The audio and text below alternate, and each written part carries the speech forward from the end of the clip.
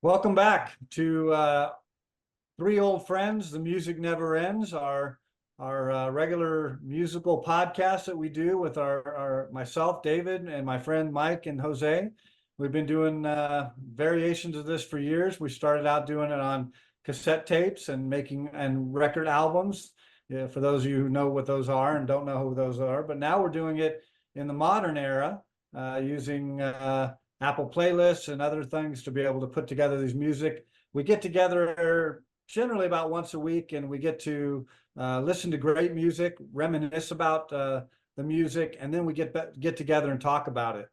And this time, this is our 17th playlist that we've put together, podcast.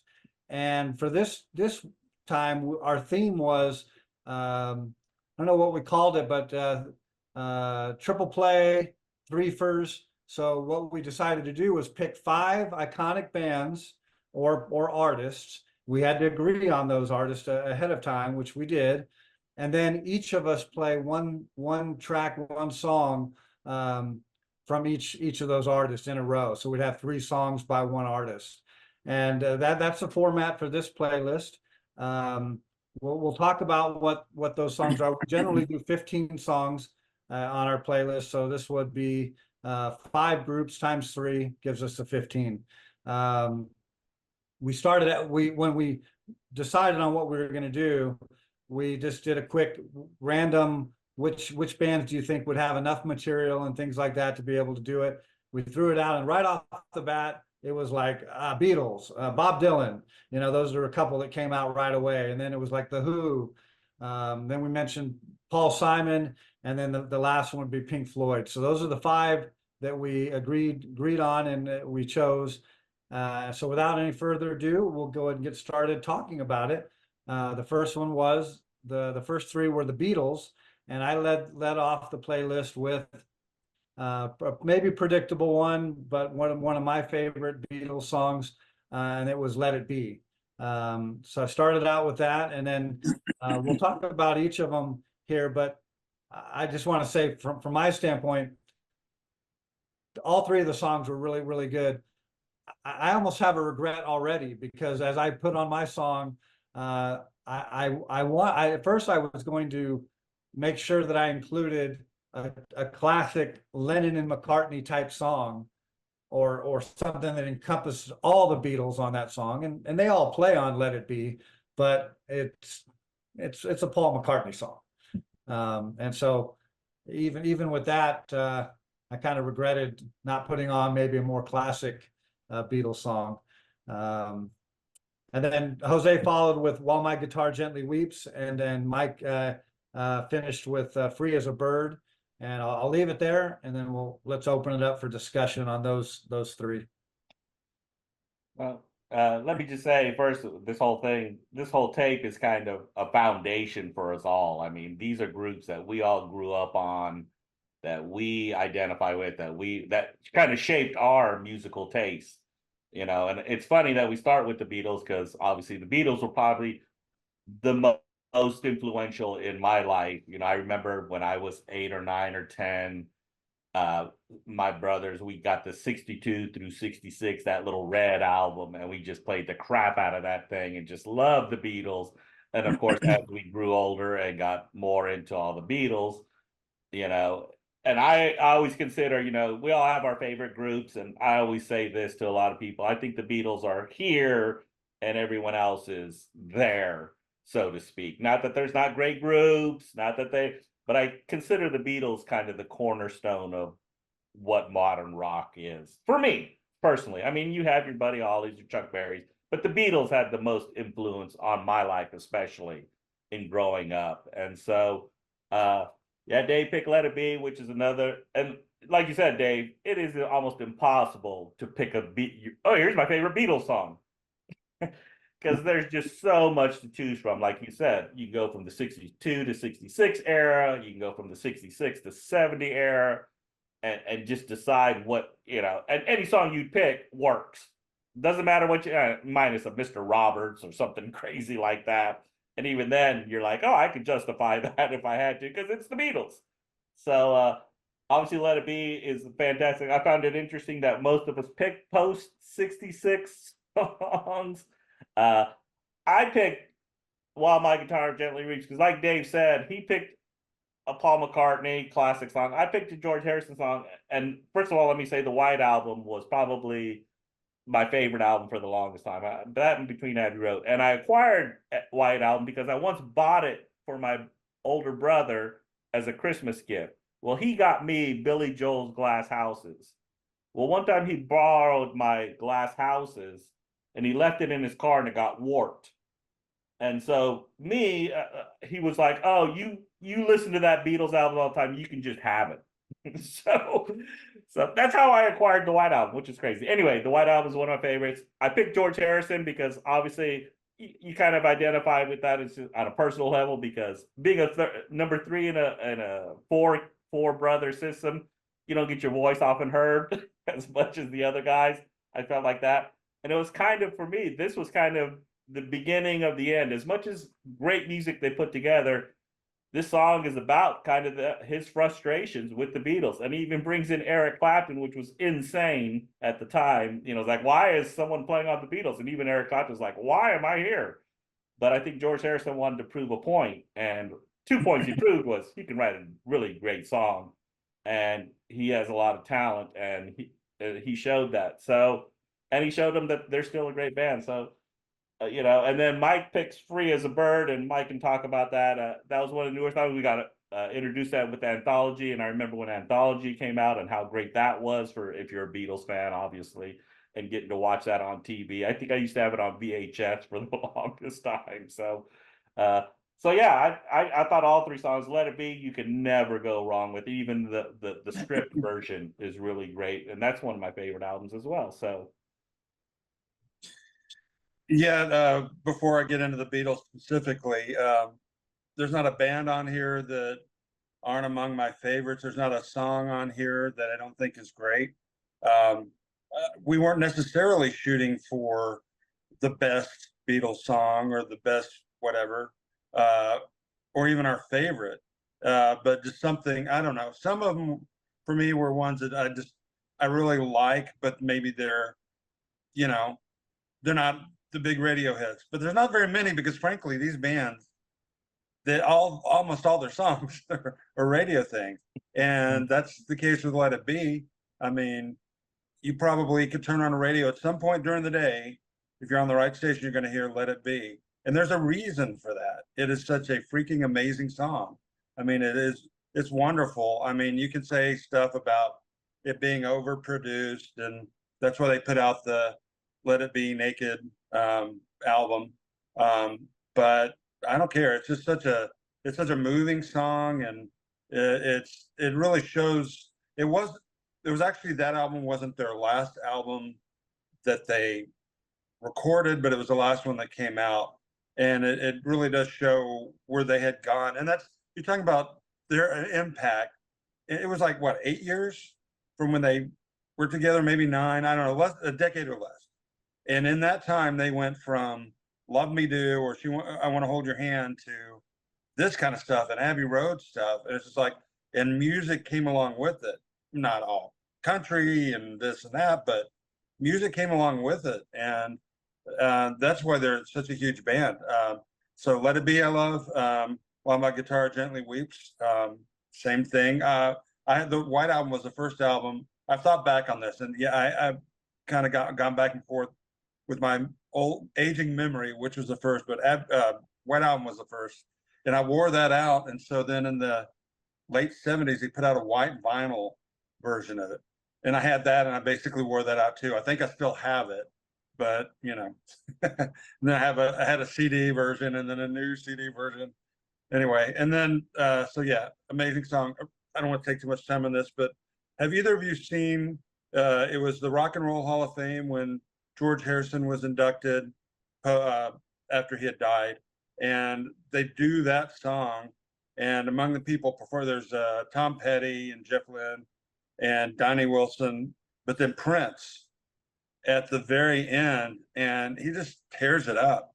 I mean, if you don't know much about Prince, you might think, well, When Doves Cry and Let's Go Crazy, whatever. but the guy could play guitar, and he really, he knows it. You could see the smile on his face. You look over at right next to him was Donnie Harrison, George's son, and he's just got this big grin on his face, like, wow, this is great. Anyway, if you haven't seen it, check it out. All right, and then Free as a Bird. Yeah, that's right. It's off the anthology thing. It's kind of an oddball because they didn't record it as a group. It was based on a cassette that Yoko gave Paul after a few years after John had died, and he had a couple of songs on there that he just did rudimentary, lyrics and stuff. So they built a song around that. The rest of the guys are on there, and okay, maybe it's a little of a cheat, and John's voice. They didn't have the technology when they put this together that they did when they did the more recent Now and Then, where they could have probably separated the vocals from the piano and maybe strengthened them. But I like it as it is, and it was I think that first episode of the anthology on TV. They showed it, and then they right after they showed the video for that song. I mean, and I was just like blown away when I heard it. That and Real Love, which came out in the next couple of weeks, still moving songs. So yeah, that's the Beatles. I think with the Beatles and with a lot of these iconic groups, we need to come together and agree that we should probably do a playlist with just Beatles. I mean, do you ever get in that mood where you want to play their greatest hits or your greatest hits, the ones you like the most, right? So back in the day when we made the cassette tapes, I had tons of cassette tapes that were either one side of just that artist or the whole tape of that artist, right? Because I wanted to put the songs I wanted in the order that I wanted and listen to that when I'm in the mood, not, oh, that's a great album. Yeah, but the third track on the B side, I could skip that one if I want. No, I got to make it myself. I was a DJ. And so hopefully you guys agree that we should do a full Beatles one or a full Bob Dylan one or something like that. I didn't comment too much on each of the songs. I liked all of them but there's so many in the catalog with the Beatles that it made it hard. Not that the others weren't hard too. Sorry about that. The others were hard too, but I think the Beatles one was one of the hardest just because there's so many great songs. And it's like the other thing I got excited about real quick was that I led off each of these ones. So I was really excited to see what's Mike going to put on? What's Jose going to put on? I didn't have that. Like I was just going to start out and put whatever the first song is that I wanted to put on. And I'll just say that throughout this one and then just throughout the whole thing, I was really impressed and happy and excited about your choices as much as my choices. I was like, yeah, I was hoping that somebody put that one on, or I was hoping that this one was gonna be there. And so, and there were some surprises too, where I'm like, oh, I know that song, but I wouldn't expect it. So that was kind of a neat thing. Like with Free as a Bird, as much as you talked about the anthology thing, I remember when it came out and I heard the song or whatever, but I don't think I really got into the anthology album and the videos and all that. So when you put it on, it was like, oh, I hadn't heard it that much. I had only heard it a few times, and it had that classic Lennon and McCartney sound to it. So I thought that was cool. But yeah, one thing about Let It Be, I really like the lyrics on Free as a Bird as you listen to it more. I mean, like you said, Dave, you don't listen to that song as often as others, but really listen to those lyrics, and man, they're kind of charged, as for what Lennon was writing at that point. So sorry for interrupting. Well, no, the other thing that it gave me an opportunity to do is I listened to this playlist several times in the last week or so. When you listen to music and you've listened to songs many times and you think you know that song, but your ear doesn't always process and hear it the same way every time. Depends on the mood you're in, where you're at. Are you in the car? Do you have headphones on? What are you doing?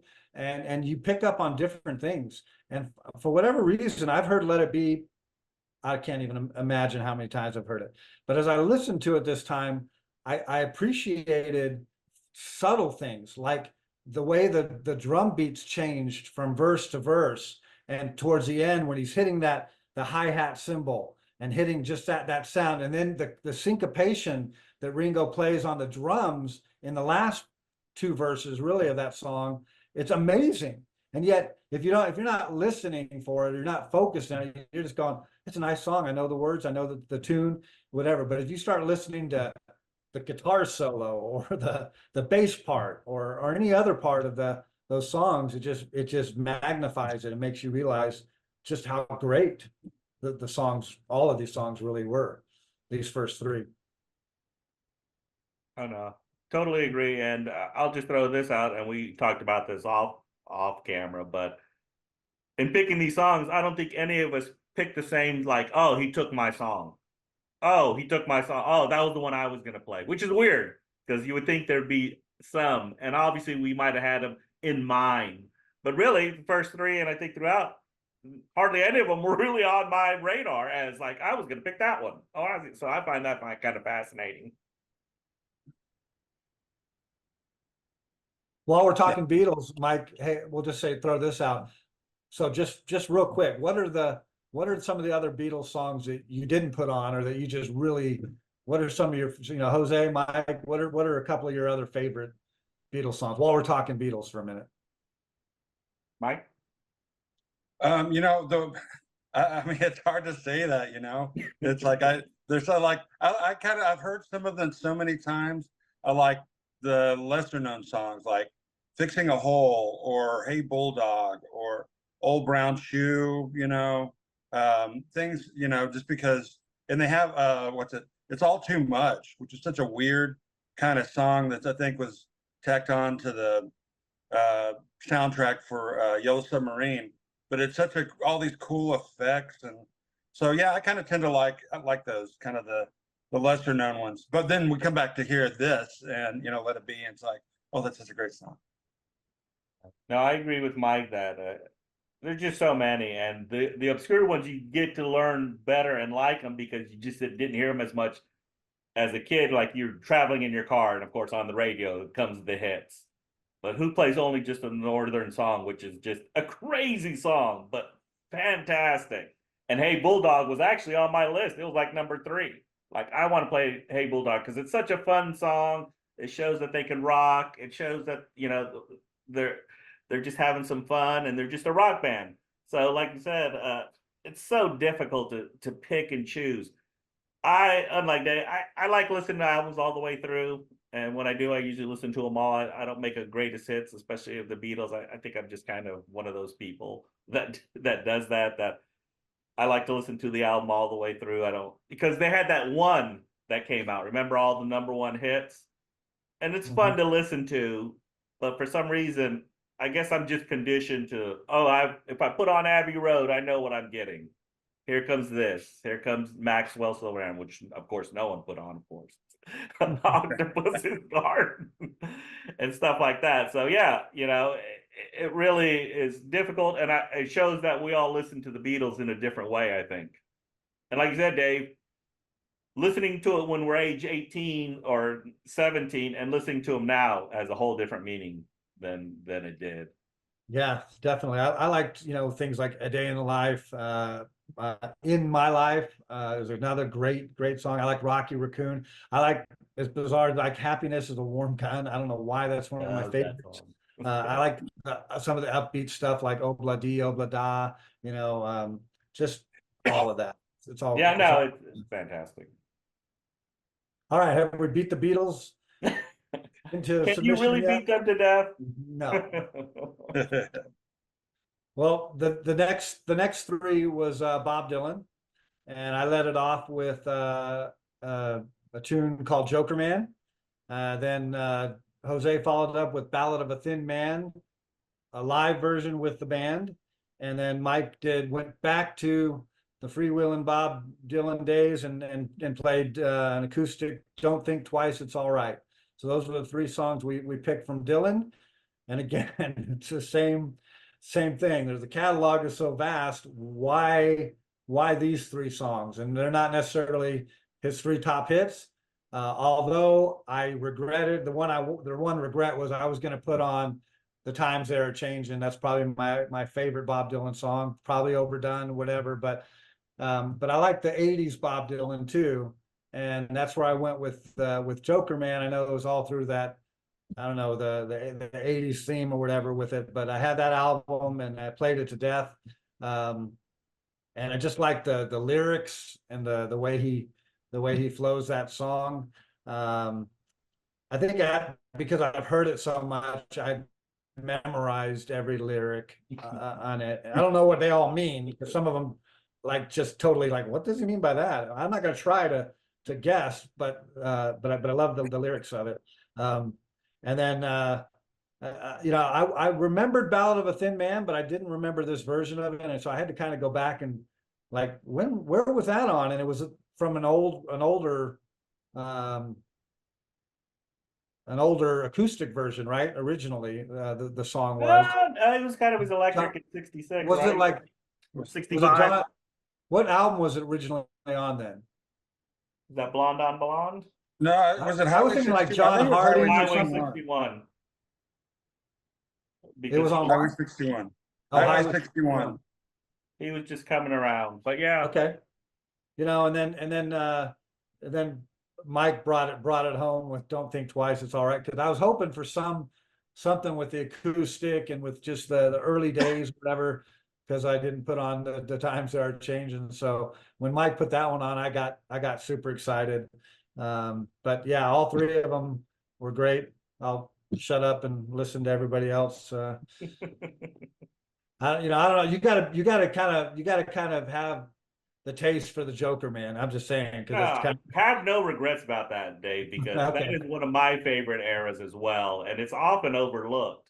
And remember, we saw him in '89, and it was just a great concert. But I love that song, and I'm glad you picked that song because it really shows more than just, oh, Bob Dylan, the folk singer, oh, Bob Dylan, this guy, people always have their interpretations of it. And even the song, it just goes to show you Bob Dylan, how versatile he really was. It's not him on the acoustic guitar. It's not him going electric with the band or with someone else.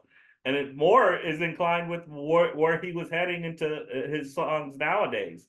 So that's actually what I think one of my favorites on here, simply because A, I hadn't heard it a lot, and B, it's such a fun song with the lyrics, and like you said, listening to the lyrics and trying to figure out the lyrics.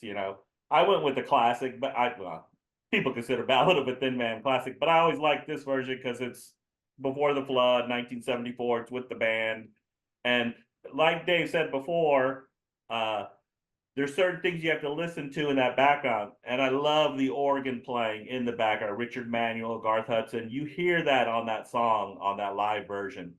And it's Bob Dylan at his finest, being critical of society as a whole, or to him, reporters asking stupid questions is really what it comes down to, and but it's still so prevalent today. Like a lot of Bob Dylan songs, Joker Man, Don't Think Twice. It's still prevalent in today. It still has a lasting value. Bob Dylan is obviously, you guys don't know what's going on. It's right in front of you.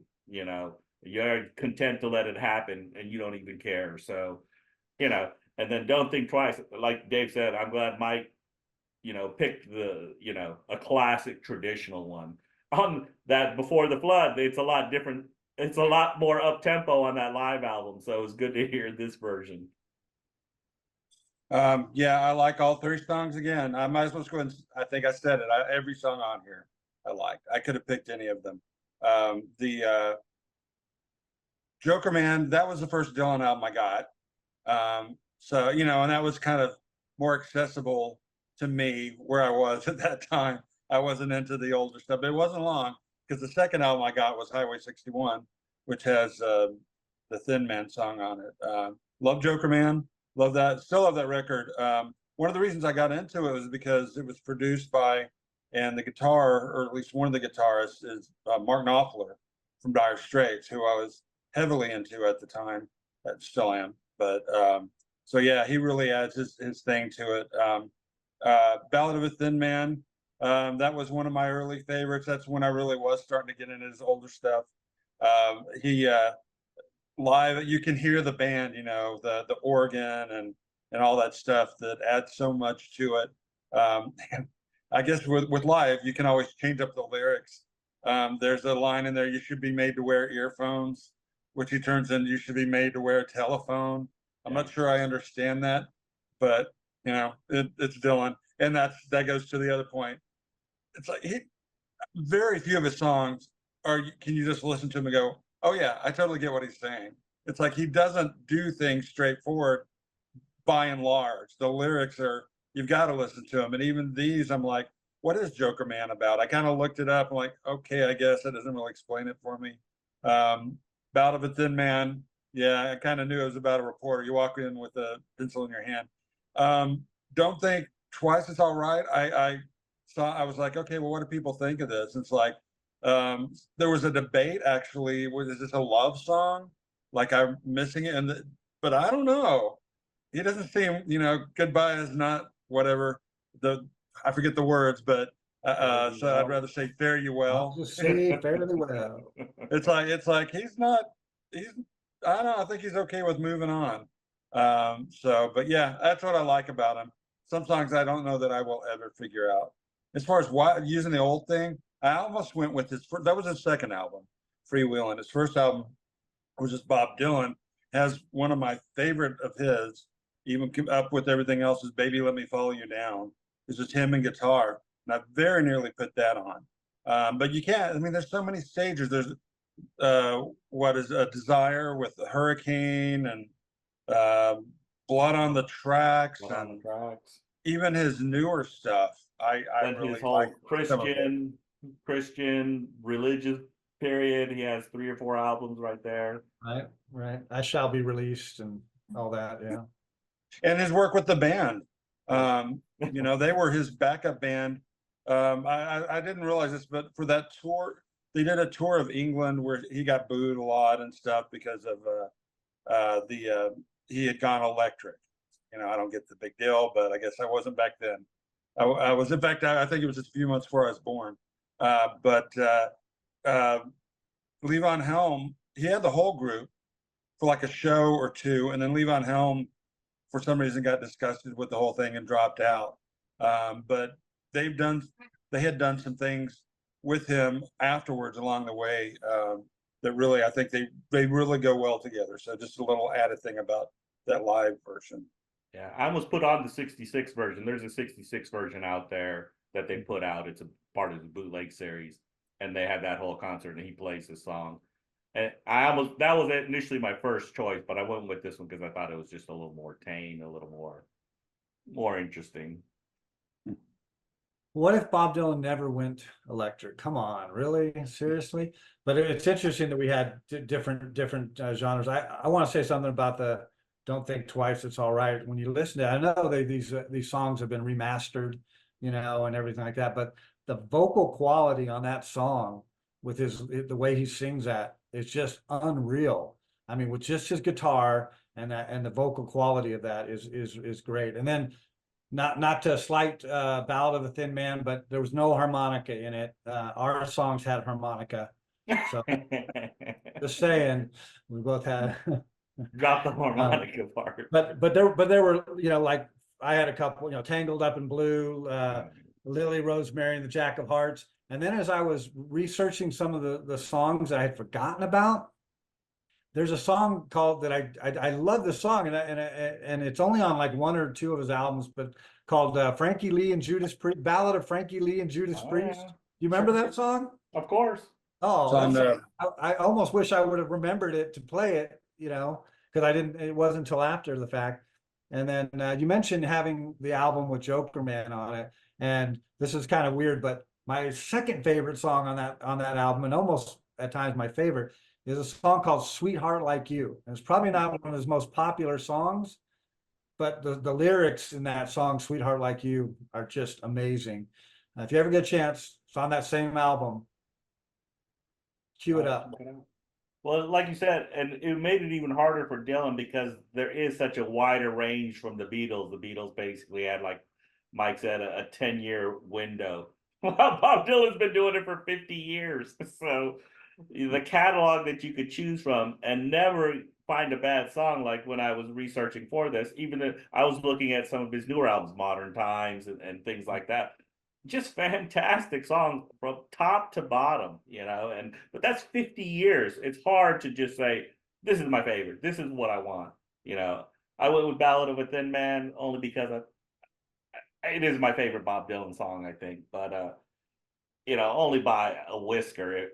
I think he has 5 songs with the word ballad in it or something like that. Oh, sure. Ballad. He has Ballad of Bob Dylan is a song, right? Yeah, I own Biograph on vinyl when that came out. His 5 record set, man, I played the crap out of that thing. It's pretty amazing how much music he has put out. And then on the bootleg series, Oh, there's so much stuff that never made it to records, or like there's a whole alternate version. I guess the first version of Blood on the Tracks that he scrapped. I almost put Idiot Wind from the original one that he's like, I don't like it. Let's redo the whole thing. Because it has a different thing going. And, the final version is maybe aesthetically better, but the other one's really interesting too. So it's not just 50 years of music. It's all the stuff. I'm curious what hasn't come out yet still, just the guy, I guess that's what he does. He just makes music. So we agree we'll do a Dylan set. oh, definitely. Sure. Okay, time to move on to the Who. You'll never do that.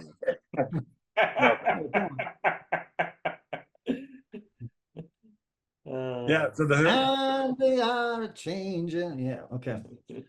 So the next set, anything else to say about Bob Dylan? Sure, but we don't want a 3-hour video. So. That's true. True. So we'll move on to the Who. And I put on Behind Blue Eyes, I think one of my favorite Who songs, then followed by Go to the Mirror from Tommy, and I've Had Enough from Quadrophenia, right? Get those 3 right? Right. Okay, I just have to say, the Who is my favorite of the whole playlist. Oh, really? For whatever reason, I loved these 3 songs.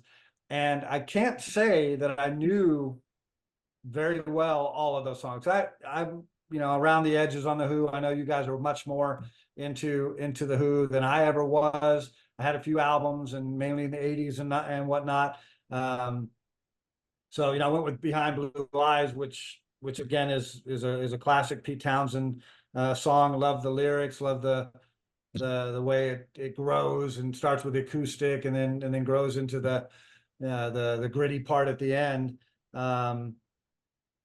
With Go to the Mirror, it's funny that you put that song on, and I know Tommy and I know the songs and I know the feel of it, but for some reason when I try to go to the album, I don't know that's that song for some reason.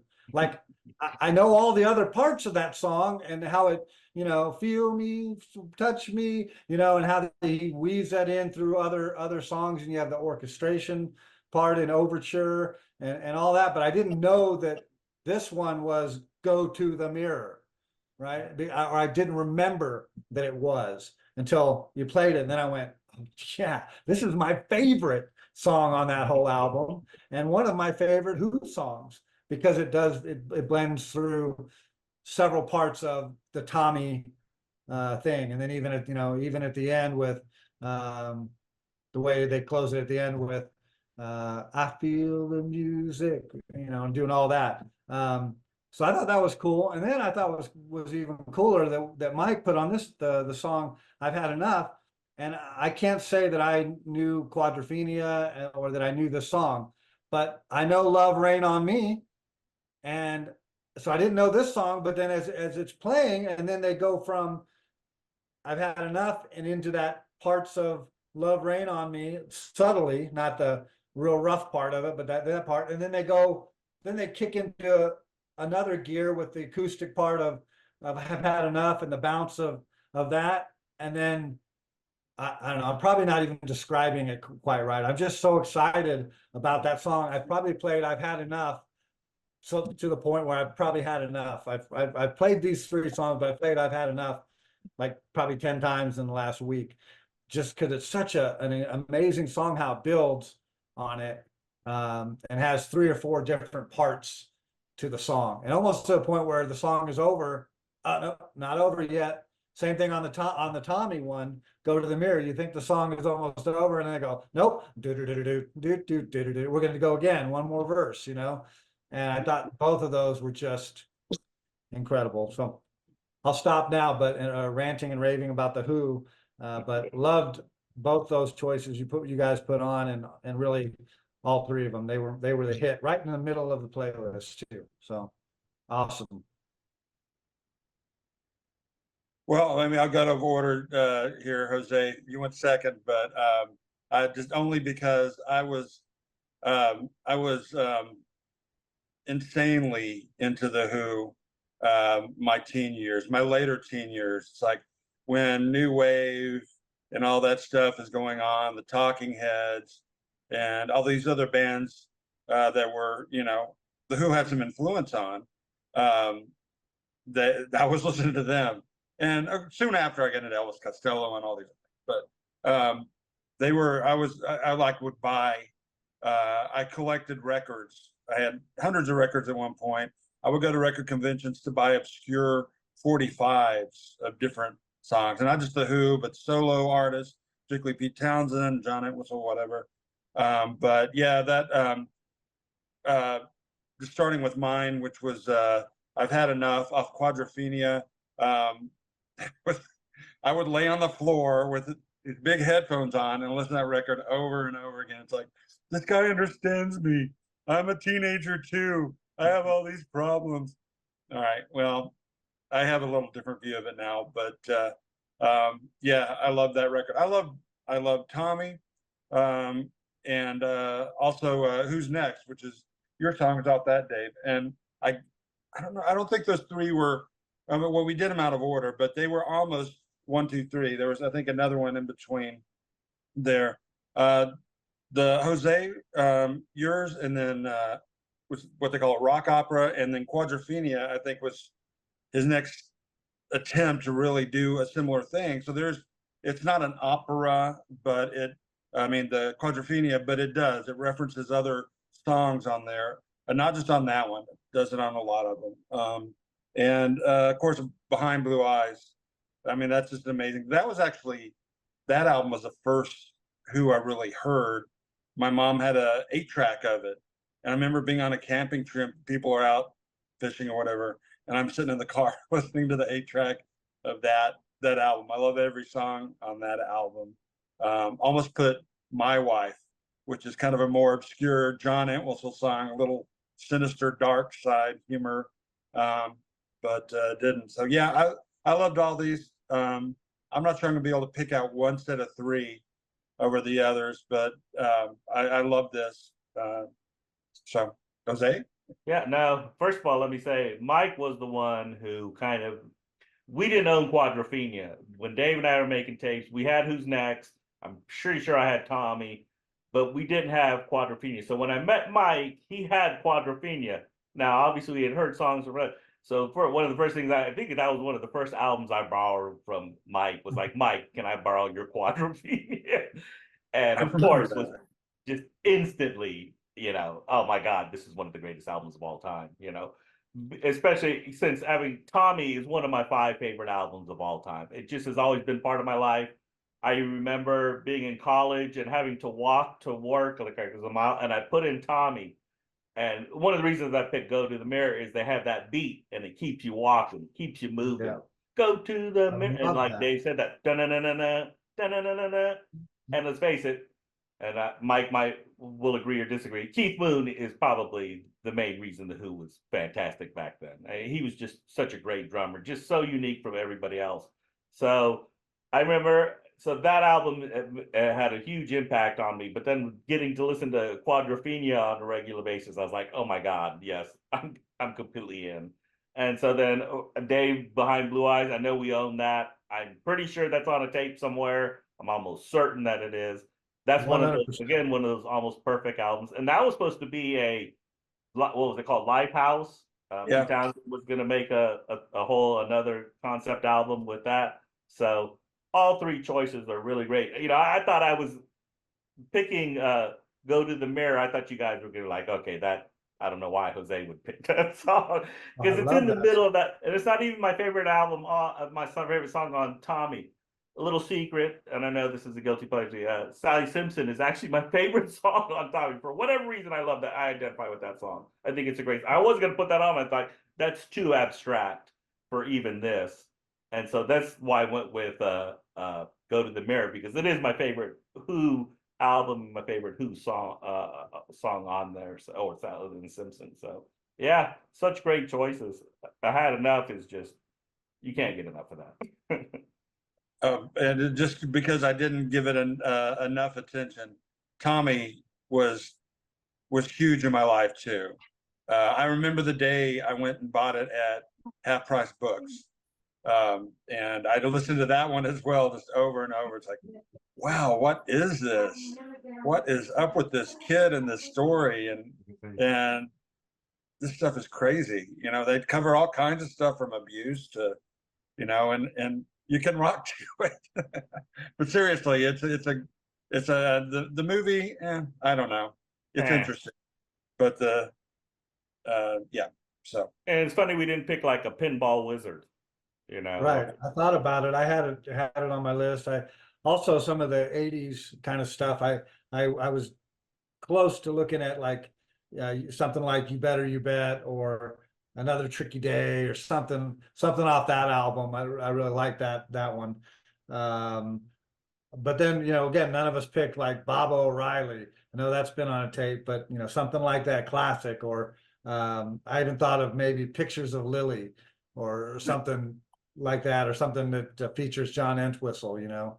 Uh, he's got some weird stuff with like Boris the Spider, and oh, I think I even put Squeeze Box was one that I thought I wanted to play too. So anyway, Well, what Mike, were what some is of your opinion on the 80s post Keith Moon? I mean, obviously they have decent songs.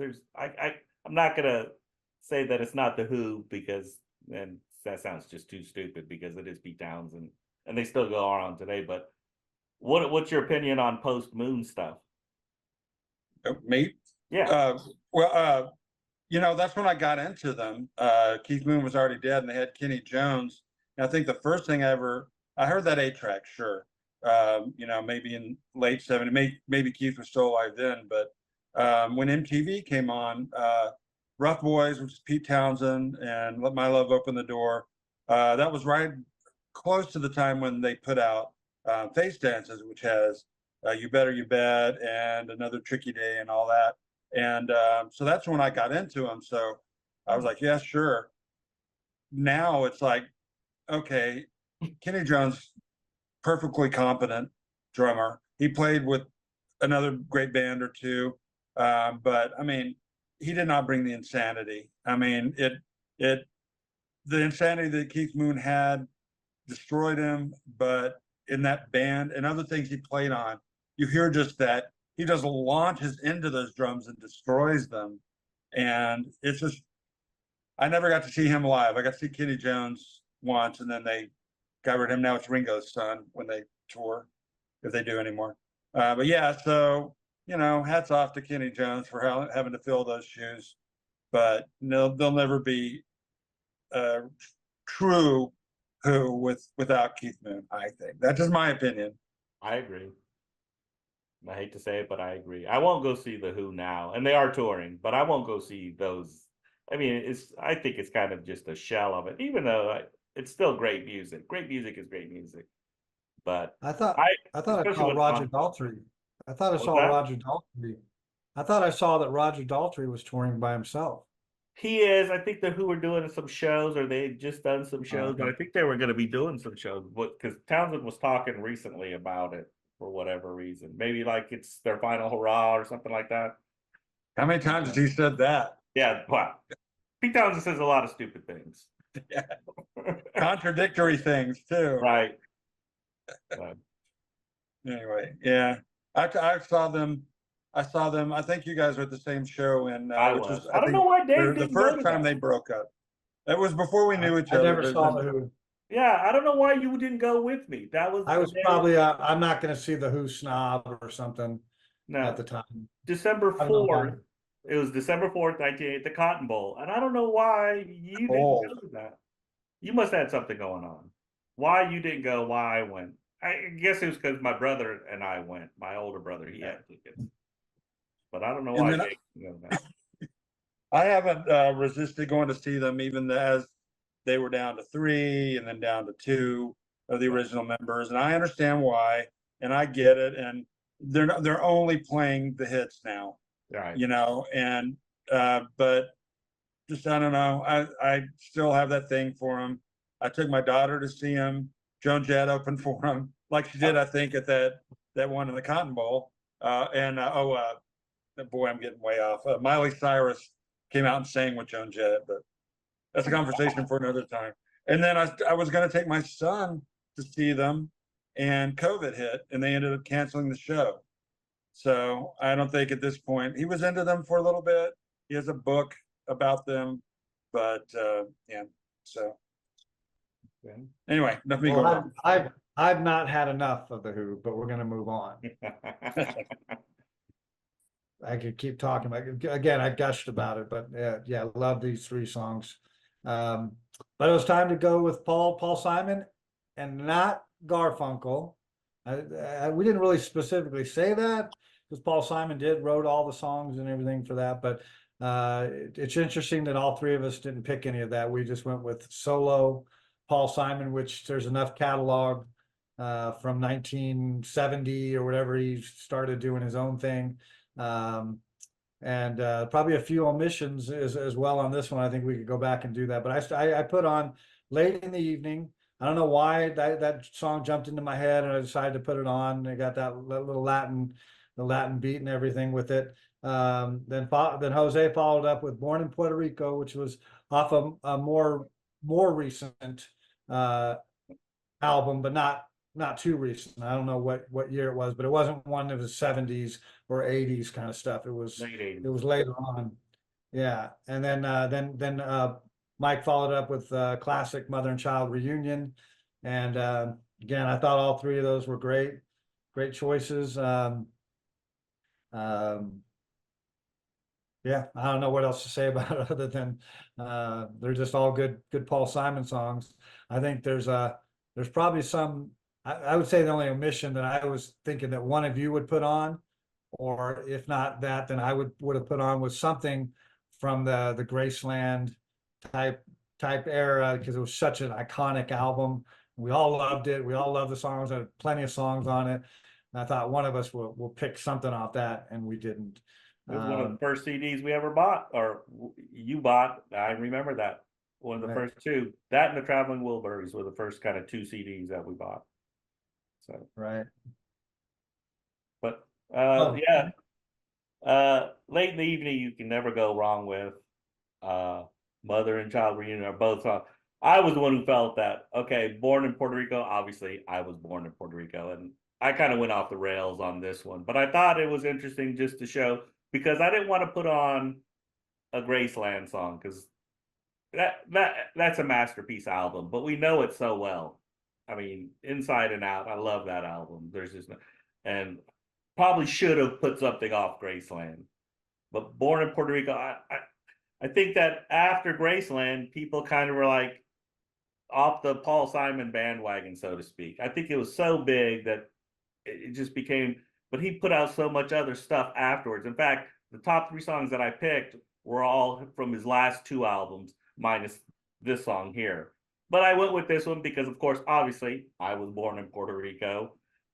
And I've listened to this one a bunch because, of course, it was a song about Puerto Ricans and stuff. Now, granted, I never grew up in New York City, never part of a gang, never did any of that stuff. But You didn't come in the winter in your summer clothes? well, sort of, right? Because I came from Puerto Rico, you went straight to San Antonio, so I just didn't have to have winter. Right. I didn't have friends named, Bobby Chuko, So I don't know. You had some gang members that were. yeah, I think Richie was the only other Hispanic I knew. Thanks. I grew up in white suburbs, so but the song is really great. I think it was a failed Broadway show, and that was kind of a shame for Paul Simon because there's a lot of gems on. I think that Trolley Bus song. There's just a lot of little gems there, and that's how I looked at it as well with his later stuff as well. His last two albums, he's about to put another one out. There was some gems on there that are really good. So I just wanted to kind of reflect that, it didn't all end with Graceland, so to speak. Not that people think it did, but you know. Well, to the Graceland part first, that's my regret. After I did it, almost while the song was playing, I'm like, wait a minute. I'm thinking, I really should have done something off Graceland. And the problem with Paul Simon is, well, he's been doing this stuff longer. His catalog is kind of smaller, and there's very distinct periods, and it's you're gonna leave something out. And it was like at the last second I changed. I was gonna do a more obscure song off of Graceland, one of the last three, and songs on side two or whatever, the end of the CD. And I went with this because it also involved Graceland. He was criticized for this, but I think it's a great sound that he brought in a lot of world music. He did that before. He did that a little bit with Simon and Garfunkel, and then it kind of started showing up in his solo stuff. Like that first album, Duncan, has I think some Peruvian pipe players. That whole album, yeah. And then this song, and this song has Mother and Child Reunion has Jimmy Cliff. He went to Jamaica and did that song as Jimmy Cliff's backing band, and you can totally hear that sound there. So that's kind of why I did it. Yeah, I don't know. I got to live with my choice. It's all right. It's a great song. I love the song. Oh yeah. I think it was the eve of Mother's Day too, so maybe that was Mother Maybe and that Child. had something to do with it. Oh no. So we all can agree that we should have played something off Graceland. And No. then oh, just to finish up real quick, songs from the Cape Man. I totally gave that no attention because I heard the bad reviews, which is really wrong. I should have checked it out because now the two songs you played, I love, and I kind of want to hear the whole story, linking these songs. And then late in the evening, I mean, who can't love that song? I mean, has a great band. There's a movie that it's from where he actually shows the band playing live. I believe actually it's been a long time since I've seen it. One Trick Pony, yes. And then Tony Levin's on it. Tony Levin keeps showing up on our playlist. Peter Gabriel, you name it, he's played with them. But yeah, I loved all these songs. Appreciate it, guys. Well, there's a lot. Like I said, there was a lot that we could have done. I had a couple of that I thought about. Slip Sliding Away is, I know it's overdone, but it's one of my favorite songs. I love 50 Ways to Leave Your Lover. I know that was in my my impressionable years of listening to AM radio, and that kind of thing. And then you mentioned Duncan, just that song, Me and Julio Down by the Schoolyard. The late great Johnny Ace is another song I thought about. And then some of the Graceland stuff, Boy in the Bubble, Graceland, Under African Skies, all of those are great songs. So yeah, coulda, shoulda, woulda. Was it wise to leave off Simon and Garfunkel? Maybe we'll have to. Go ahead. Go ahead, Dave. No, I just said maybe we'll have to do a separate one when we do the full compilation. What were we gonna say, Mike? Oh, just they did one song that's technically not a Simon and Garfunkel song, but it's on each one put it on their solo albums, called My Little Town, which doesn't get a lot of attention, but I've always loved that song. And I was tempted to reach out to you guys and go, well, I think I might want to put this one on. Can we, they're not technically called Simon and Garfunkel, but yeah. No, I know the song. I know that song and same one. I was thinking the same thing. That's a great song. But we would have ruled against you, so thanks. All right. I'm just kidding. I'm you guys have beaten me down at this point. I don't dare make waves. Maybe we could do an Art Garfunkel thing with his two and a half albums. What did he have? Breakaway and I don't know. All I know, I like that song. All I know. All I Know, yeah, that's an one. amazingly underplayed song. See. All right. Anyway, All right. Any others that you? No, like I said, Duncan's probably my favorite Paul Simon song, but didn't We make put the that one was on I thought about putting that one on, and I know you would have said, yeah, we had that one on a tape for sure. we did. That's how I learned it. Right. well, actually, a number of these, at least, let's see, that I was involved with. I think Ballad of a Thin Man, I might have somebody on one tape I was involved with, I think. Maybe. I've had enough, definitely. Oh, that's good. On one, and Duncan, was definitely on one. Oh, well, that's one of those you can never get tired of. Yeah, I like the lyrics in Duncan. It's No. that's pretty good. Just And- like a dog I was befriended. Well, it's like you said, Dave. I think to be inclusive with Simon and Garfunkel, we're gonna have to just do a Simon and Garfunkel, Paul Simon / Garfunkel, I I'm suppose. down. 15 I'm down songs. for that. That's easy. So we pretty Well- much agree to that on maybe, I don't know about the Who, but all the others we've done so far, and I suspect the last one will probably feel the same way, which would be Pink Floyd. Well, it'll be Definitely. interesting to see what say Dave his picks, how he justifies what's. Go ahead, Dave. So I don't know why with the Pink Floyd, there's so much, and this is one of those ones where I'm glad that you all played the songs that you played, not to redeem what I put on, but it's like I just like that. What's the deal? And it's earlier Pink Floyd, but it's kind of like when you listen to it, it's a precursor to Dark Side of the Moon, and you could start seeing that they're getting into that style of music and away from the long form and doing that. So I put on that song. Not going to regret it. Then Jose came in with The Wall. There was plenty to choose from The Wall. I thought about putting something on, so he put One of My Turns, and then Mike brought it up at the end with Us and Them off Dark Side of the Moon, which was great because he had said something about he was waiting for the moment to put on that. Couldn't have been a better moment coming out of The Wall, and then the talking part of The Wall, and then the talking part of Dark Side of the Moon with Us and Them. Just was a great way to end it. So again, not going to regret the what's of the deal. I think it starts showing what they're going to do. It's not a well-known song, but for me, it's one of those ones where every time I hear that song, it brings a smile to my face, and I start singing along to it. I know all the words to it. They're easy to know the words, and it just flows, One of My Turns was probably not the one that I would have thought of, but it's one of those ones where you go, oh yeah, there's that cool song on The Wall that you never hear on the radio hardly, and that kind of thing. So it brought back some memories on that one.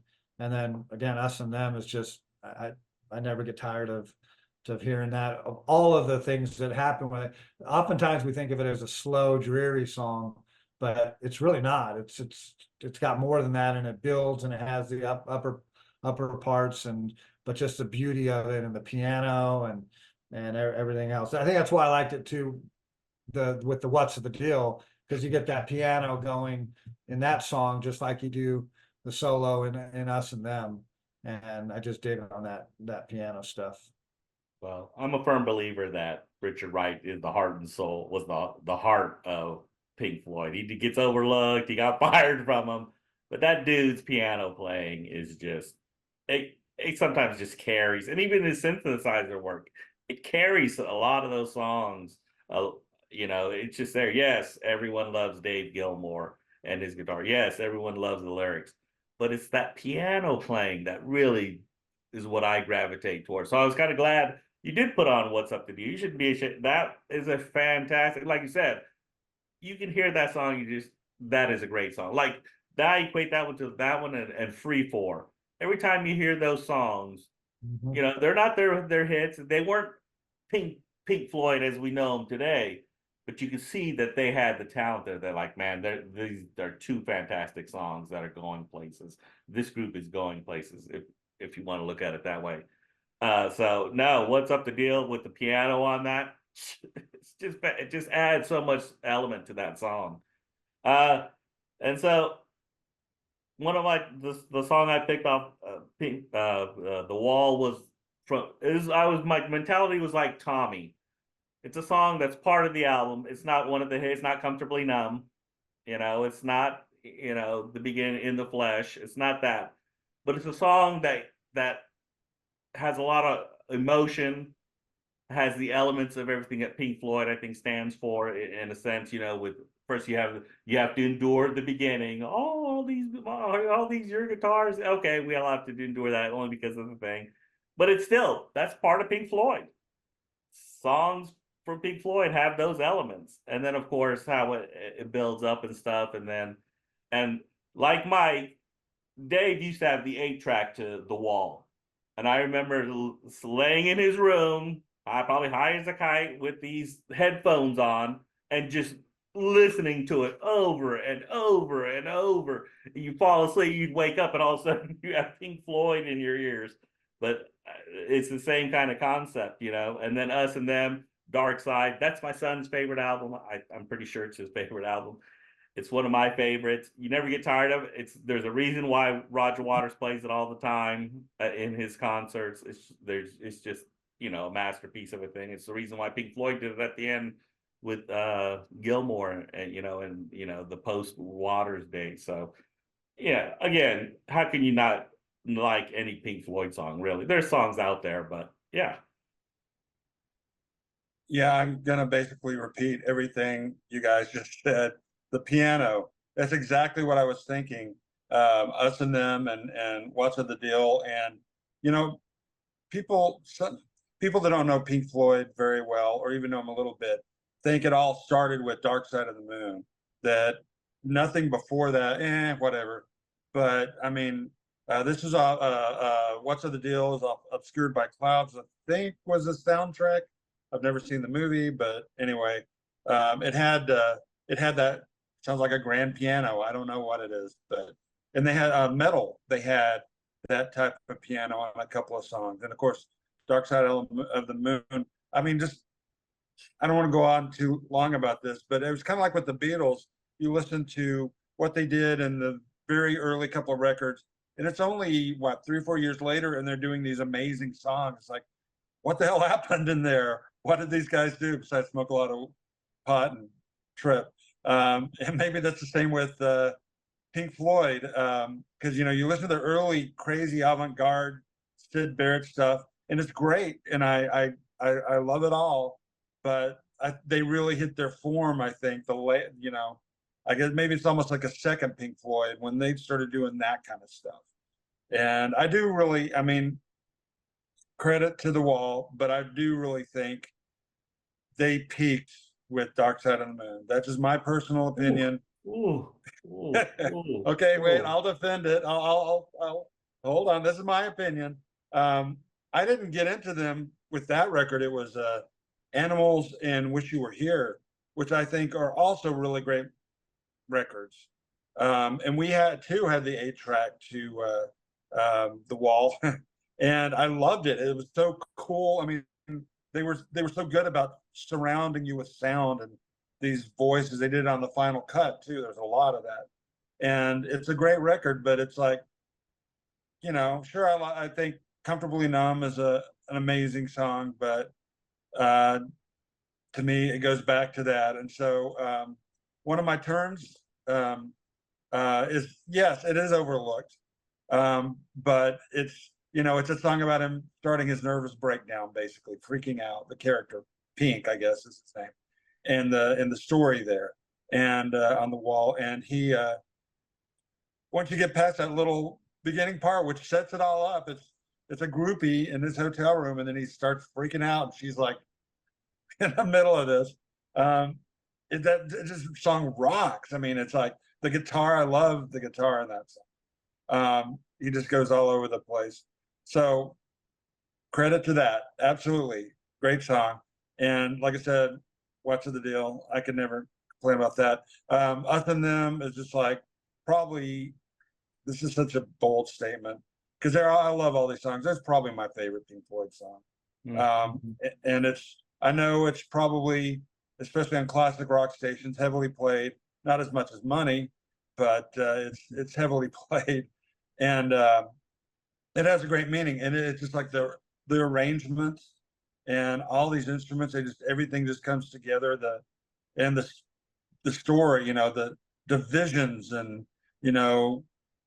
divisions in classes, and war, and people taking sides. It still really resonates. And I've been wanting to put it, like Dave said, I've been wanting to put it on one of these because that's on my mind a lot because of current events. And frankly, it's always like that, isn't it?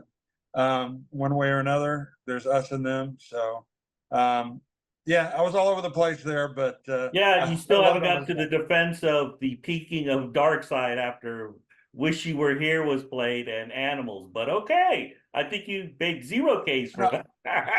Okay, so maybe they plateaued, because those albums are also great. It's just Dark Side of the Moon is such a masterpiece. There's very few records that you can hold up to that, Right.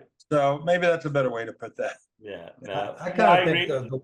I kind of think The Wall is what was the pinnacle, but I know that was mainly a Roger Waters kind of thing, and they were already starting to fracture and break away a little bit at that point. And then the final cut is obviously all Roger Waters kind of stuff. But when I hear one of my turns, I remember the movie quite a bit. I mean, I saw it a few times, wherever. But for some reason, when I hear this song, I see Bob Geldof going bananas and breaking stuff, and then at the hanging out his window of his hotel or whatever, his penthouse or wherever he was at, just screaming at the top of his lungs.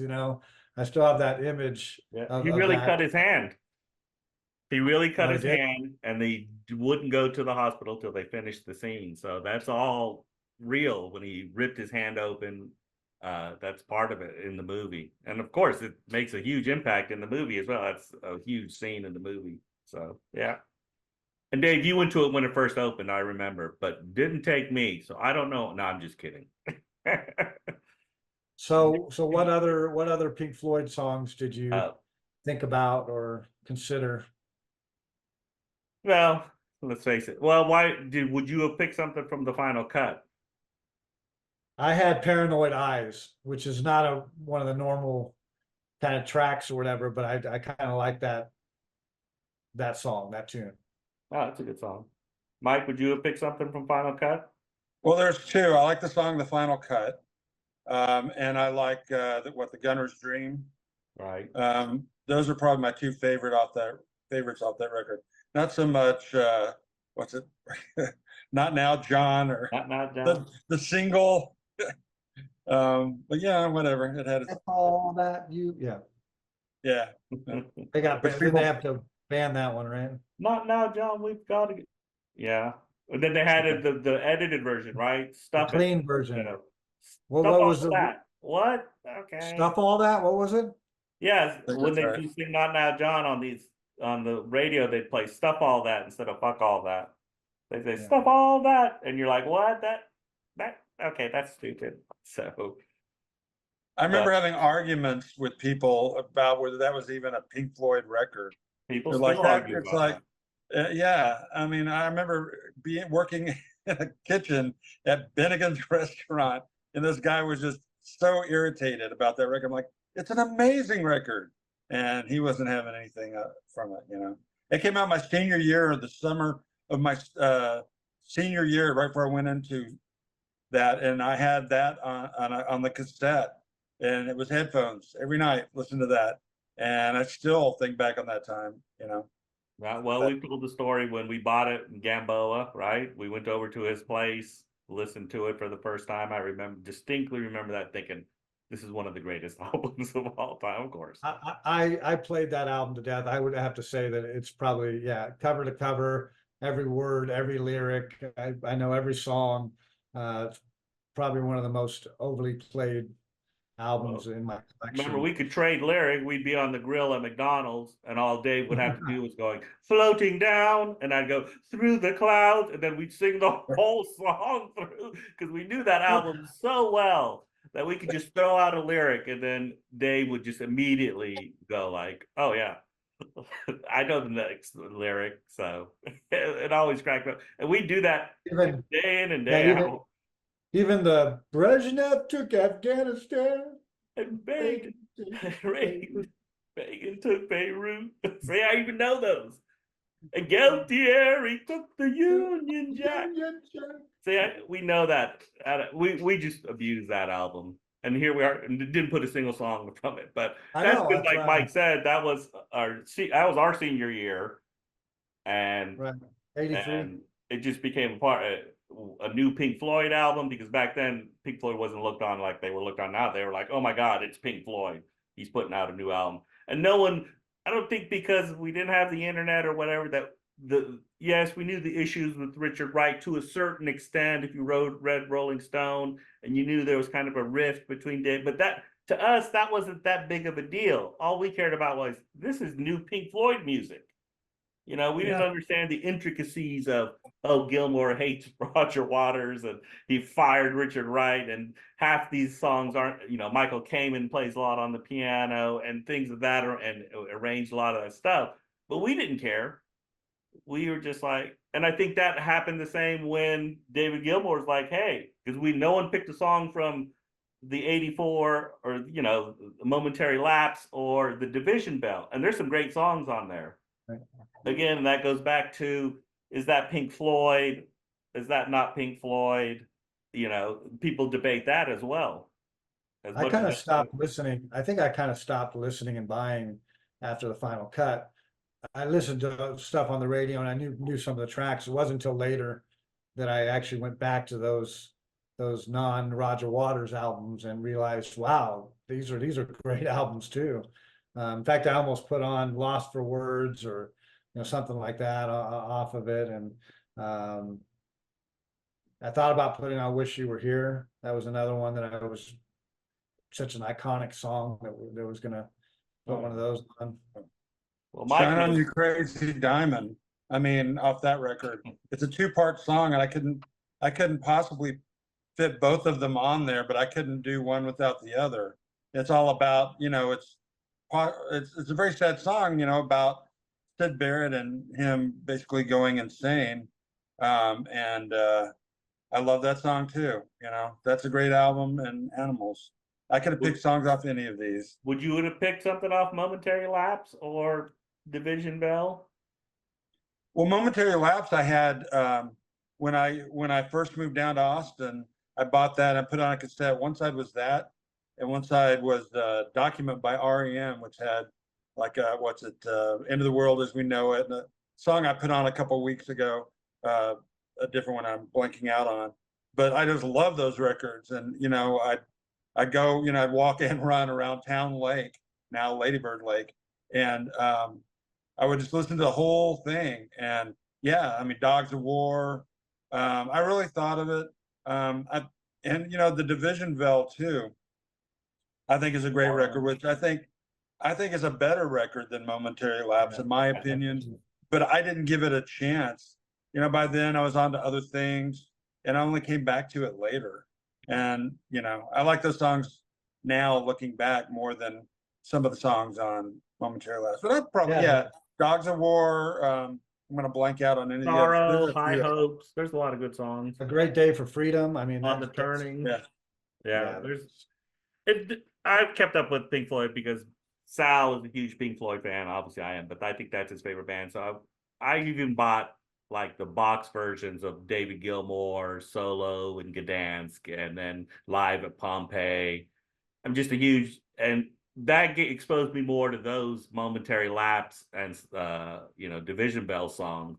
And I really thought about putting Sorrow on there, but then I thought, some people don't think that's really Pink Floyd, or that, and you can make it either way. It's the same argument you make for Roger Waters in the Final Cut is the same one you could. Now, granted, they have Nick Mason, but of course, they had a whole lot of other musicians on Momentary Lapse and Division Bell, and of course, the lyrics were by other people and stuff like that. So there's an argument to be made that, is that really Pink Floyd? Even when we saw them in '87, I mean, there was a gang of people on that stage, right? I mean, there was 10 people on that stage. There's Richard Wright, but then there's another keyboardist. There's Nick Mason, but there's another percussionist, and of course there's a bass player, there's another guitarist. Then you have the backup singers, So is that Pink Floyd as opposed to Pink Floyd seeing them in '77 when it's just the four, What do you think of, they did something a year or so ago where they took a Ukrainian song, which is a patriotic, not classic patriotic, but singing out for, let's rise up. I think that's the name of it, and protect our country. And then they put Nick Mason and David Gilmour kind of put their thing on top of it, and they call it Pink Floyd. Is that Pink Floyd? Would you have considered? I thought about putting it on here. Oh, wow. But I was just like, there's so much other stuff. Right. Is it really truly Pink Floyd? I mean, it's as far away as any of these things get, because neither Rick Wright or Roger Waters are on there. So, Well, anyway. maybe at some point, well, actually, we will do a Pink Floyd kind of thing, but the problem is it's going to be hard. I mean, Us and Them is a little bit of a long song, not too long, seven minutes or whatever it is, 7:50, but how are we ever going to get on Dogs or Sheep or, some of these other long forms? We might have to do a playlist where we literally, each of us gets one long song, or maybe two, if you're talking 12 minutes a piece or something, that's 25 minutes. And we go 75 minutes or something. So we get 6 long songs. We got a lot with the jam bands, Grateful Dead, Traffic, King Crimson, a lot of ones to probably choose from where we can let it rip and go 70s album rock, or yeah.